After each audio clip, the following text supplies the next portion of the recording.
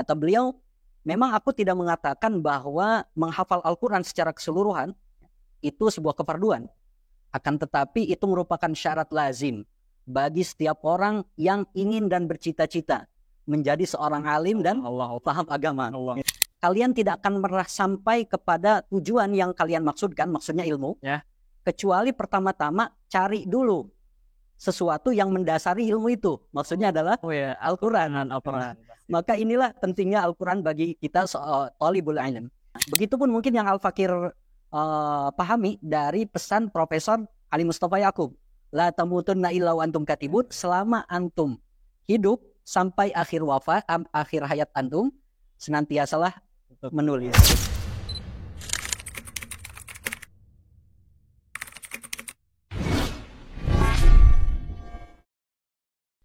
Assalamualaikum warahmatullahi wabarakatuh, kawan Hiwar. Senang sekali saya Abdi Syakur A'la bisa menjumpai kawan Hiwar dalam program podcast Bincang Kitab.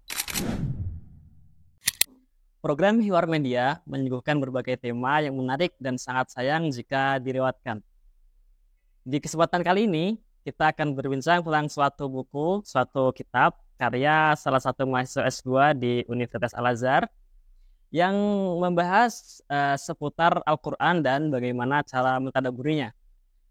Nah, langsung saja hari ini saya telah hadir bersama narasumber kita yang akan berbagi ilmu serta pengalaman beliau dalam kegiatan keilmuan, tentunya terutama dalam menulis kitab, yaitu Al-Ustaz Noval Setiaji LC.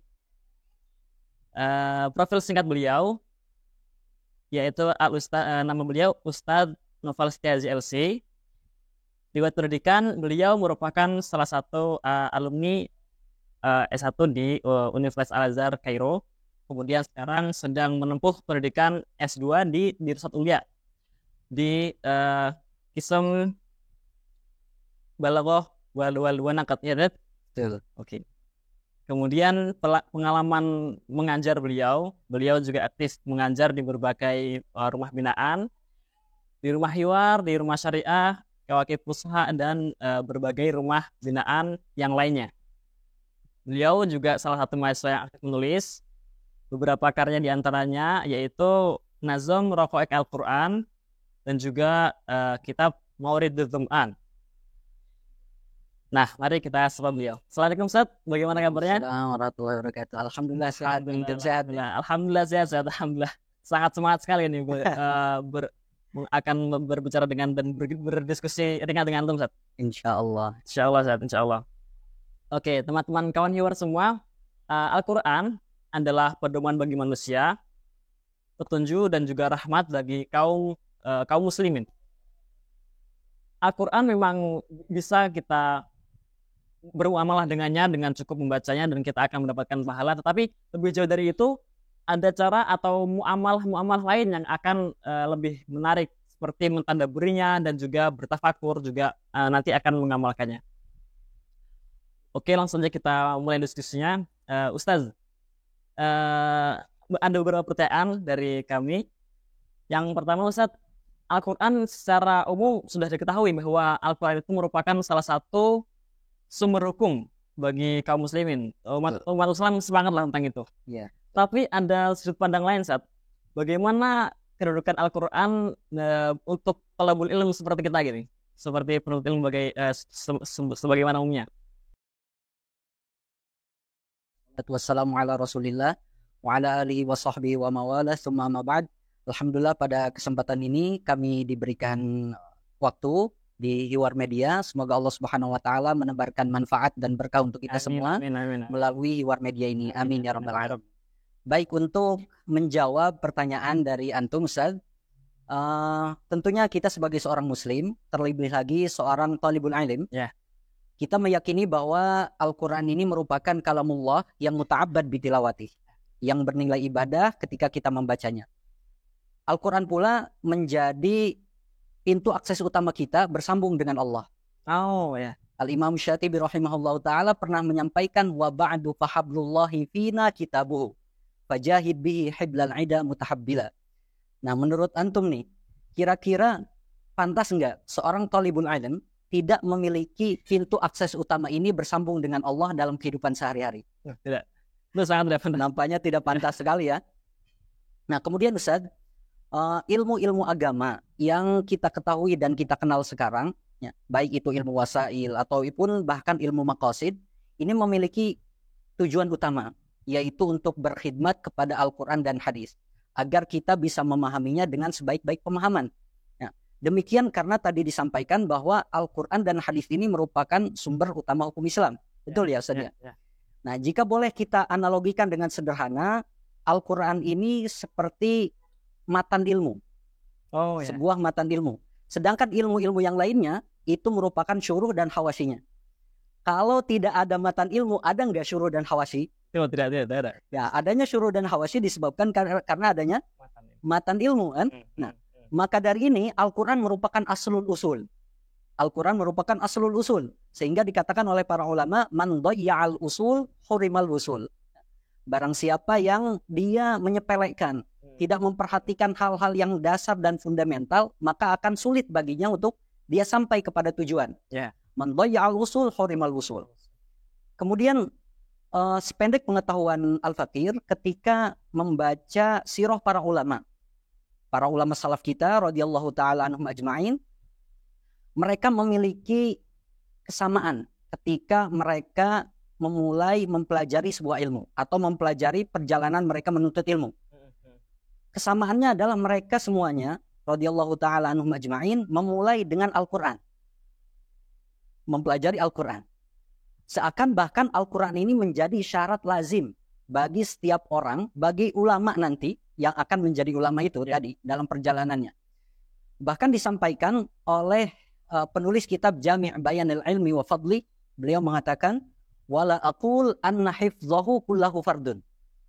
Walakinna dzalika syartun lazim liman ahabba an yakuna aliman faqihan au fima ma'na.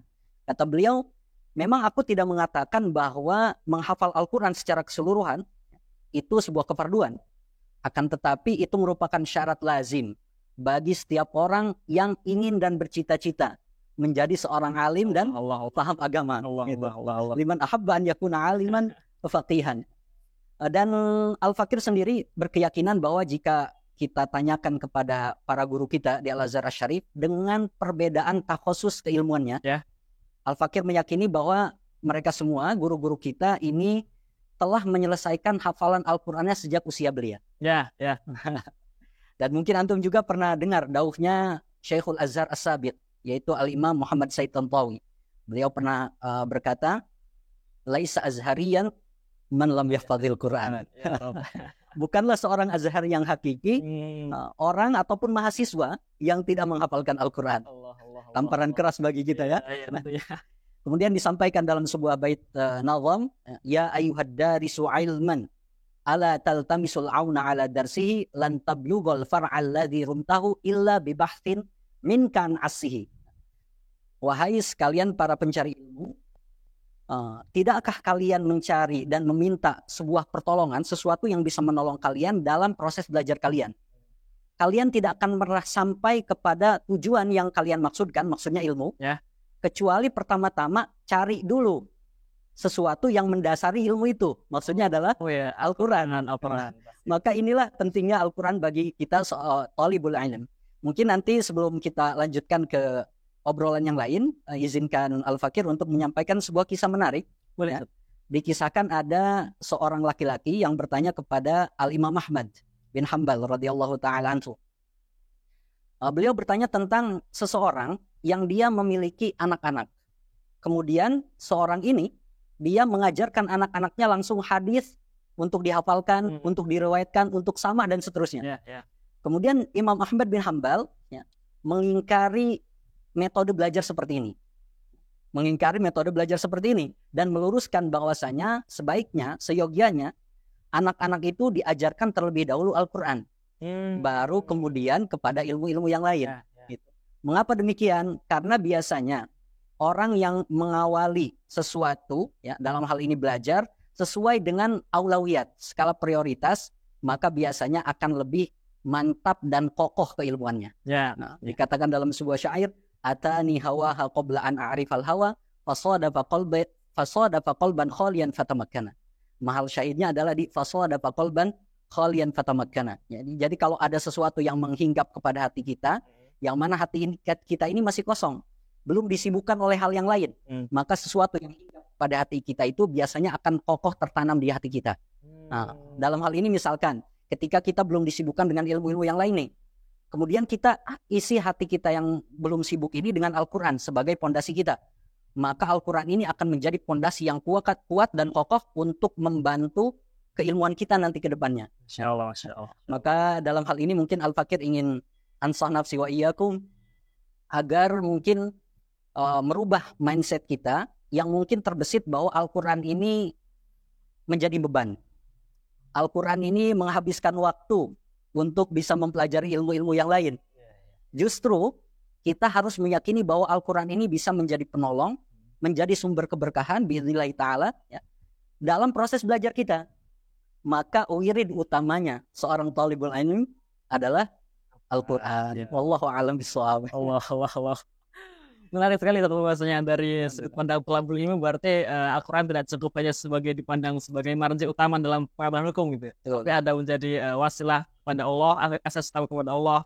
Kemudian menjadi bukan lagi fardu tapi syarat lazim untuk menjadi seorang alim gitu ya. Betul. Dan lain-lain. Masya Allah. Seru sekali Ustaz, banyak insight baru yang saya dapatkan. Kemudian kita beralih ke pertanyaan selanjutnya Ustaz. Boleh. Sering sekali kita menemukan dalam Al-Quran itu lafaz-lafaz yang mirip tapi pasti ada makna yang berbeda gitu. Betul. Seperti lafaz tadabbur dan tafakkur. Ini mungkin gimana Ustaz? Sebagai orang awam atau orang yang hanya melihat sebagai lafaz mungkin sama gitu. Betul. Mungkin ada perbedaan atau bagaimana? Boleh dijawab.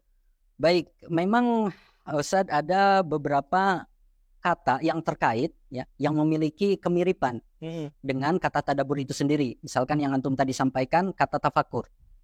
Kata-kata lain misalkan seperti tafsir dan takwil contohnya misalkan.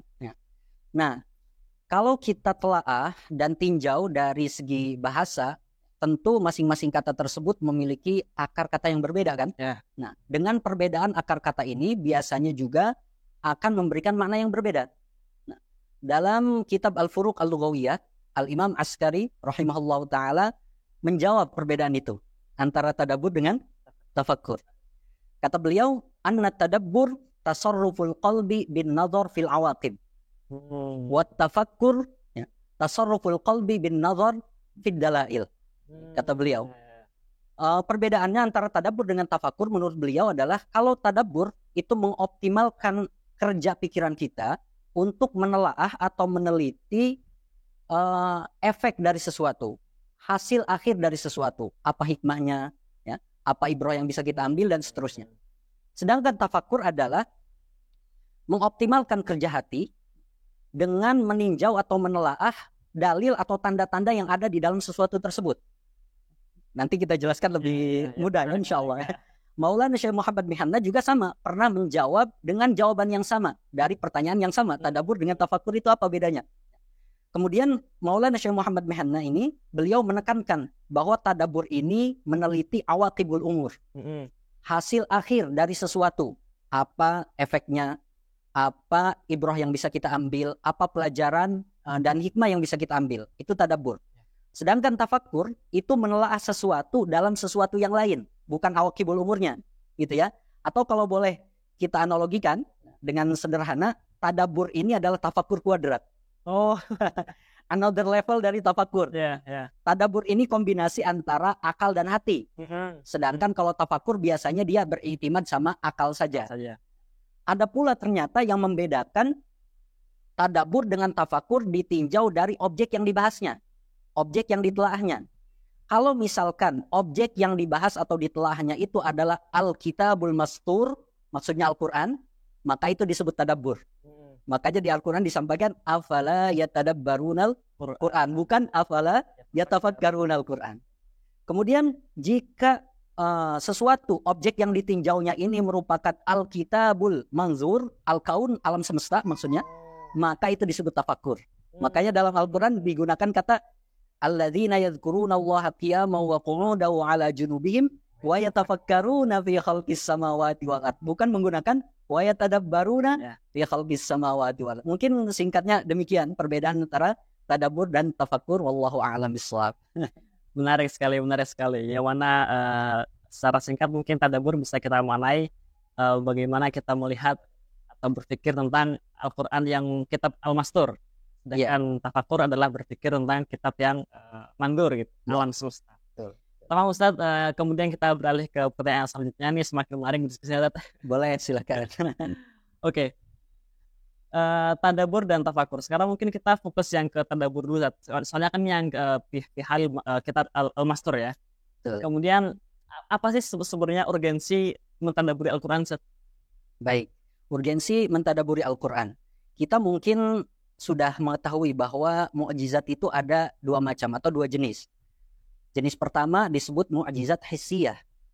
Nah, yang kedua ada mukjizat akliyah.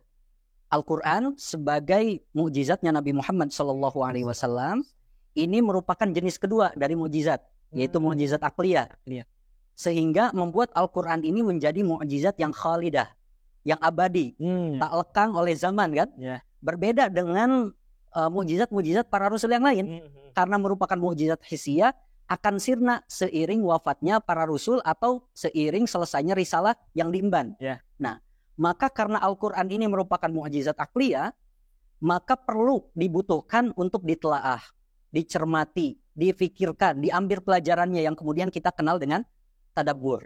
Mungkin Al-Fakir ingin menyampaikan beberapa poin, yang mana melalui beberapa poin ini bisa menyingkap urgensi tadabbur Al-Quran. Pertama adalah adanya perintah tidak langsung dari Allah Subhanahu wa taala untuk mentadabburi Al-Quran melalui mafhum ayat tadi itu, afala yatadabbaruna al-Quran am ala qulubin aqfaluha.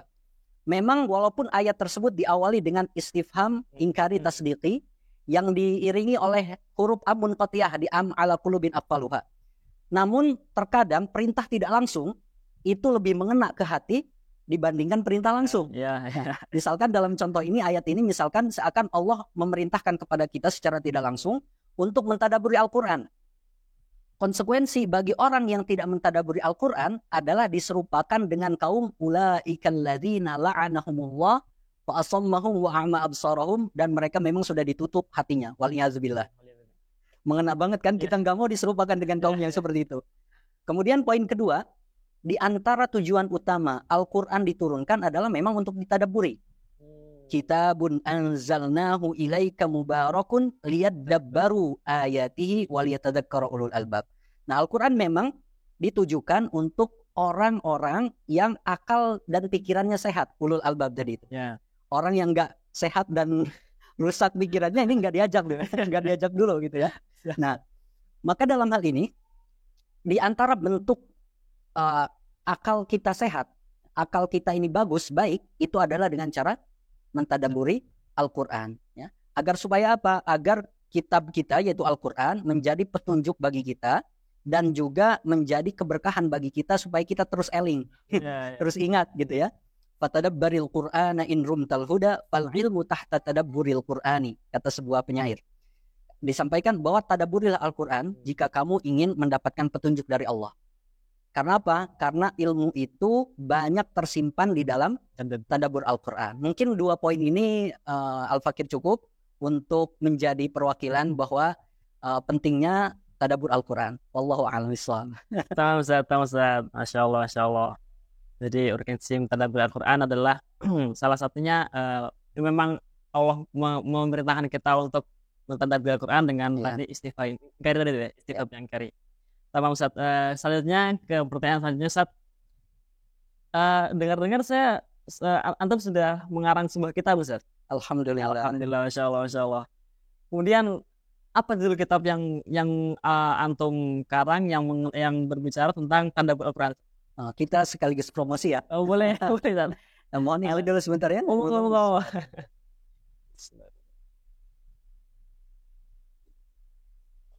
Baik. Ketika Al-Fakir menyelesaikan menulis risalah sederhana ini, Al-Fakir sambil membaca ulang apa yang selesai ditulis, Al-Fakir merasa bingung apa kira-kira judul yang cocok untuk disematkan kepada risalah yang sederhana ini. Kemudian di tengah kebingungan itu akhirnya Al-Fakir sempat tinggalkan terlebih dahulu karena ada kesibukan dan ada aktivitas lain. Nah, kemudian di suatu hari ya, ketika Al-Fakir sedang deras Quran, kemudian sampai ke ayat walladzina kafaru a'maluhum kasarabin biqi'ati yahsabuhu adh-dhama'anu ma'a ila akhir ayat, gitu ya. Kemudian di dalam ayat itu kan ada kata adh-dhama'an. Ya, mungkin di sini ilham gitu ya, ataupun inspirasi dari kata adh-dhama'an ini, kemudian Al-Fakir menyematkan judul untuk risalah yang sederhana ini dengan judul Mauridudz Dhama'an fit Ta'liq ala Manzumah Raqaiqil Quran. Masya Allah, Masya Allah, Masya Allah. Oh. Tahu Ustaz, kemudian apa maksudnya filosofi dari Mauridudz Dhama'an ini apa Ustaz? Yang atau pikirkan ketika mau menentukan judul ini untuk sebuah karangan antum gitu. Dari judulnya kayaknya antum udah mulai menerka ya, apa filosofi atau makna di balik judul ini. Yeah. Mauridudz Dhama'an artinya kan dia sebuah oase atau sumber mata air bagi orang yang haus dan dahaga. Yeah. Ya, maksudnya Al-Fakir berharap semoga risalah sederhana ini bisa menjadi bermanfaat dan berkah untuk orang-orang yang haus dan dahaga terhadap ilmu dan tadabbur Al-Quran. Masya Allah. Mungkin itu filosofi sederhananya. Ya. Oh, Masya Allah, Masya Allah. Jadi sebagai oase bagi orang-orang yang kehausan akan ilmu tadabbur Al-Quran. Insya Allah. Kemudian lama penulisan kitab ini kalau boleh tahu berapa lama Ustaz? Antara penulisan nazom dengan penulisan ta'liqnya atau syarahnya ini berbeda. Kalau penulisan nazomnya waktu itu alhamdulillah Al-Fakir selama bulan Ramadan, jika ada waktu luang biasanya Al-Fakir menyelesaikan nazomnya. Jadi selama 30 hari alhamdulillah Al-Fakir menyelesaikan kurang lebih 121 bait nazom dari Raqaiqul Quran. Kemudian dilanjut dengan menta'liq atau mengomentari nazom ini. Ya kurang lebih mungkin karena tidak diseriusi sebetulnya ketika mengomentari nazom ini kurang lebih setahun. Ya, di dalam proses tahun itu Al-Fakir juga mentakdimkan kepada beberapa guru dan masyayikh Al-Fakir baik yang ada di Al-Azhar begitupun juga yang ada di Indonesia dan kurang lebih 1 tahun alhamdulillah selesai. Masya Allah. Tapi Ustaz, feel atau perasaan memuaskannya itu lebih ketika mau mentaklif nazomnya atau mentaklif syarahnya Ustaz? Nazomnya. Kenapa lebih berkesan? Karena saat itu Ramadan. Oh, gitu. Ramadan berkaitan dengan bulannya Al-Quran, kemudian menyelesaikan ta'lif tentang qawaid tadabbur ayat Al-Quran, itu lebih feel-nya lebih terasa. Masya Allah. Ya. Alhamdulillah Ustaz ya. Tamam. Kemudian sebenarnya hal apa yang tiba-tiba saya pengen nulis tentang ini nih gitu. Itu mungkin ada suatu peristiwa atau biasanya kan kalau mau lihat di zaman dulu sa'lan ibadu asdiqo an aktuba apa gitu kan. Iya. Kalau antum latar belakang ya. Latar belakang. Mungkin latar belakangnya Al-Fakir kadang membaca beberapa kitab tafsir ataupun ulumul Quran dan lain sebagainya. Terdapat sebetulnya hal-hal ya ataupun pendapat-pendapat para ulama yang sebetulnya bisa kita jadikan sebuah kaidah untuk mentadaburi Al-Quran. Nah, baik itu dari segi bahasa, yaitu baik itu nahwu, shorof, balaghah misalkan, atau dari segi misalkan raqaiq dalam ilmu tasawuf misalkan. Nah, tapi Al-Fakir berpikir belum ada satu kitab khusus yang membahas tentang kaidah tadabbur ayat Al-Quran yang diambil dari pendapat-pendapat para ulama yang bisa tadi dijadikan sebagai kaidah tadabbur ayat Al-Quran. Nah, mungkin bertolak dari pikiran ini atau latar belakang ini ketika membaca kitab tafsir ataupun membaca ulumul Quran dan lain sebagainya, terlebih yang mempengaruhi banyak nazom ini dan juga ta'liqnya adalah kitab Tahrir Tanwir punyanya Thaha Asyur. Ya. Kurang lebih seperti itu. Ya. Mungkin latar belakangnya adalah karena Al-Fakir berpikir alangkah baiknya kita kumpulkan pendapat-pendapat para ulama yang sebetulnya bisa kita jadikan kaidah sebagai tadabbur ya ataupun membantu kita untuk mentadabbur ayat Al-Quran. Insyaallah. Ustaz, menarik sekali. Kalau boleh tahu Ustaz, biasanya kan dari satu kitab atau suatu karangan itu mempunyai beberapa marji atau rujukan gitu. Kalau antum sendiri berapa kitab rujukan yang antum pakai untuk menulis kitab ini? Tadi mungkin dari latar belakang Anda sampaikan karena sebetulnya ini berasal dari hasil-hasil bacaan ya. Artinya nggak menentu, kita nggak niat banget gitu untuk membuat satu kitab misalkan atau satu nazoman atau satu kaidah, kemudian kita cari-cari masodirnya, nggak seperti itu. Tapi nazoman ini ataupun ta'liq ini itu berasal dari hasil-hasil bacaan gitu. Tapi tadi itu yang paling mempengaruhi masodir daripada kitab nazom ini ataupun ta'liq ini adalah Tahrir Tanwir. Kemudian juga Al-Itqan tentunya dan kitab-kitab ulumul Quran yang lain. Kurang lebih. Sama Ustaz. Kemudian Ustaz, pertanyaan selanjutnya. Boleh, silakan. Ketika muncul keinginan untuk menazom sebuah kitab, ta'lif sebuah bait ilmuwan, apakah di awal itu sudah ada keinginan untuk selanjutnya mensyarah nazom tersebut atau keinginan tersebut muncul setelah nazomnya jadi begitu? Sebetulnya nggak ada niatan untuk membuat syarah ataupun ta'liq terhadap nazom tadi itu, gitu. Karena tadi Ana sampaikan atau Al-Fakir sampaikan, ta'lif itu ta'liq Mauridud Dhamman ini ada setelah selesainya nazomnya, nazom Raqaiqul Quran. Karena Al-Fakir berpikir bahwa orang itu lebih paham dan lebih mengetahui tulisannya sendiri. Jadi kalau nggak ada yang mentalik ataupun mensyarah nazom Raqaiqul Quran, ini nanti repot ke depannya. Sehingga ya di tengah berpikir seperti itu, ya akhirnya ya udahlah kita buat komentar untuk Manzumah Raqaiqul Quran ini. Kurang lebih seperti itu. Untuk syarahnya sendiri ini seberapa panjang satu lebarnya, berapa halaman mungkin atau? Sebetulnya nggak terlalu panjang karena memang bahasanya itu kan bukan syarah sebetulnya. Ana sampaikan di situ fit ta'liq, hanya sebatas komentar. Hanya sebatas komentar. Karena Al-Fakir berhusnuzon ketika seseorang membaca nazomnya itu sebetulnya udah insya Allah mudah dipahami. Mudah dipahami, hanya saja kita perlu ta'liq, mungkin ada beberapa yang perlu kita komentari dan kita beri contoh. Karena kan di dalam nazom itu ada mungkin beberapa nazom yang memang dia diberi contoh, misalkan dari tadabbur ayat Al-Quran dari kaidah A misalkan, kayak gitu.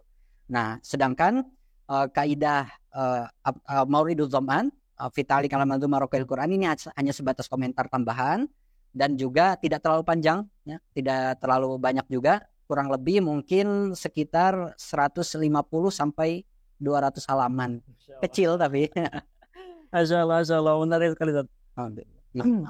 Oke, Ustaz, kita masuk lagi ke pertanyaan selanjutnya. Boleh. Tentunya dalam menulis kitab itu tidak selancar dan setiap waktu ada ide langsung tulis. Pasti ditemukan banyak halangan dan rintangan. Mungkin dari antum sendiri halangan terbesar dalam menulis kitab itu apa? Ya, betul. Setiap penulis pasti memiliki tantangannya tersendiri. Dari satu penulis dengan penulis yang lain pasti dia berbeda tantangannya. Bagi Al-Fakir mungkin karena bahasa yang kita pakai, bahasa ibu kita adalah bukan bahasa Arab, maka bahasa itulah yang menjadi tantangan utamanya, gitu ya. Tadi sempat kita mungkin ngobrol di belakang layar bahwa tantangan utama kita adalah bahasa Arab itu sendiri. Karena bagaimana cara kita mentakbir sebuah makna yang mungkin terbesit di hati kita, di pikiran kita, kemudian kita takbirkan melalui uslub yang sesuai dengan kaidah dan juga sesuai dengan uslub orang Arab asli. Karena terkadang ada uslub yang dia sesuai dengan kaidah tapi tidak sesuai dengan diksinya orang Arab asli. Misalkan bahasa Arab yang di Indonesia kan, atau sudah jumpa misalkan. Gitu. Ada juga kebalikannya, misalkan dia memang sesuai dengan diksi orang Arab, misalkan, tapi terkadang menyalahi kaidah. Nah, ini tantangan besar bagi kita, mungkin para penulis, ya, adalah bagaimana kita mentakbirkan makna yang ingin kita maksudkan kepada uslub yang sesuai dengan kaidah dan diksi orang Arab asli. Kemudian yang kedua, mungkin dari kontinuitas, ya, keberlangsungan istiqomah. Nah, itu terkadang yang kita sulit untuk jaga keistiqomahan itu. Karena mungkin kadang nggak istiqomah gitu ya, nggak dilanjutkan terus menerus dari awal sampai akhir, akhirnya tertunda misalkan. Tertunda. Nah, ini sangat penting mungkin. Terkadang kita semangat itu di awal saja. Iya, Di awal semangat menggebu-gebu gitu kan. Ternyata pas udah di tengah kita terkena futur. Rasa malas. Iya. Akhirnya ditinggalkan, terbengkalai, nggak selesai. Gitu ya. Memang ada kalam hikmahnya Imam Ibnu Athaillah ya. Katanya kurang lebih man asyraqat bidayatu asyraqat nihayatu, atau man kanat bidayatu musyrikah kanat nihayatu musyrikah. Ini kalau kita tatbikan, aplikasikan kepada orang Indonesia awalnya, ini perlu kita telaah. Gimana? Karena orang Indonesia biasanya memang semangat ngikup-ngikup di awal. Asyraqat bidayatuh, tapi belum tentu asyraqat nihayatuh. Jadi mungkin di kalam hikmah beliau kita perlu telaah ulang bagi orang Indonesia khususnya. Kurang lebih seperti itu. Nah, kemudian tantangan selanjutnya adalah tentunya waktu dan kesibukan. Terkadang kita sulit untuk mencari waktu disebabkan karena mungkin kesibukan dan aktivitas kita, gitu ya. Memang idealnya kita punya waktu khusus. Kita luangkan waktu khusus untuk menulis yang tidak bisa diganggu sama sekali oleh kegiatan lain. Cuma kan itu pikiran idealis ya. Terkadang kita di lapangannya sulit juga. Mungkin kurang lebih seperti itu tantangan yang Al-Fakir alami sendiri, yang mungkin sulit untuk kita dalam proses menulis ya. Dalam proses menulis, baik itu menulis kitab ataupun buku. Wallahu a'lam. Masya Allah. Berarti menulis kitab tidak semulus yang dibayangkan ya. Betul. Banyak tentangan ya. Orang kan cuma melihat akhirnya aja, nggak melihat proses kita yang berdarah-darah. Benar sekali. Ustaz.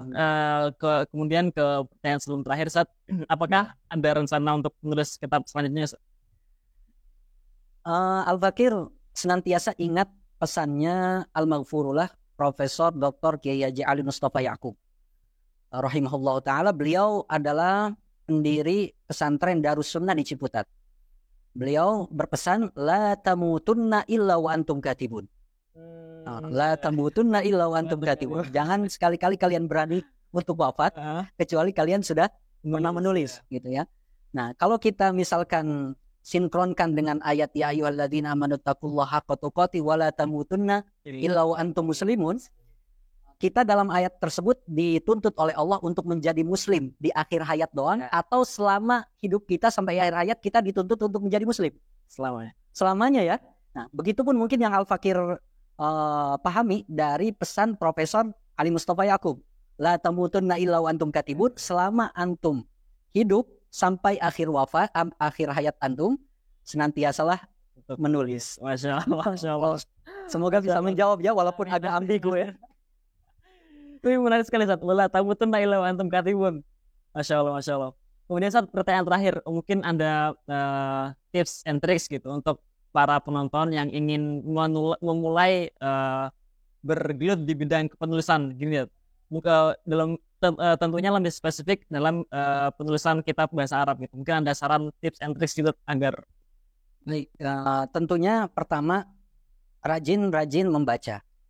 Ya, dimulai dari mungkin bacaan-bacaan yang ringan, yang misalkan seperti halnya kitab-kitab misalkan biografi.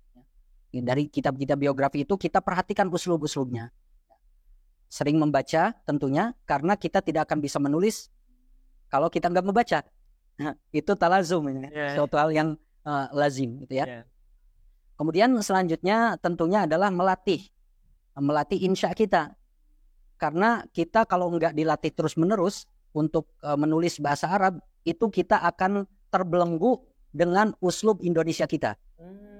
Tadi itu Arabisa Indonesia atau bahasa Arab yang dipaksakan. Nah, mungkin ini yang utamanya sebetulnya. Tentu nanti di prakteknya ada percabangan yang lain, artinya tips trik yang percabangan yang lain. Tapi dua hal ini menjadi induknya. Sering membaca dan menelaah uslub-uslub orang Arab. Kemudian kedua adalah latihan. Latihan itu.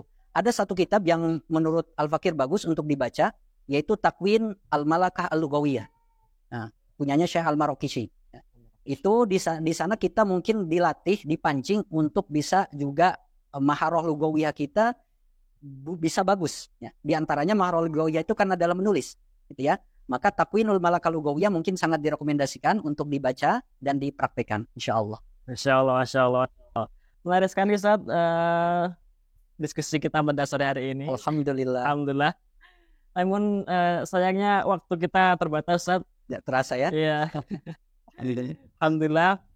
Jadi kawan Hiwar, setelah kita berbincang tentang topik ini, kita mendapat banyak sekali insight baru, sudut pandang baru tentang Al-Quran, tentang tadabbur, tentang tafakur, tentang bagaimana kedudukan Al-Quran dalam talibul ilm, dan juga tentang kepenulisan tentunya.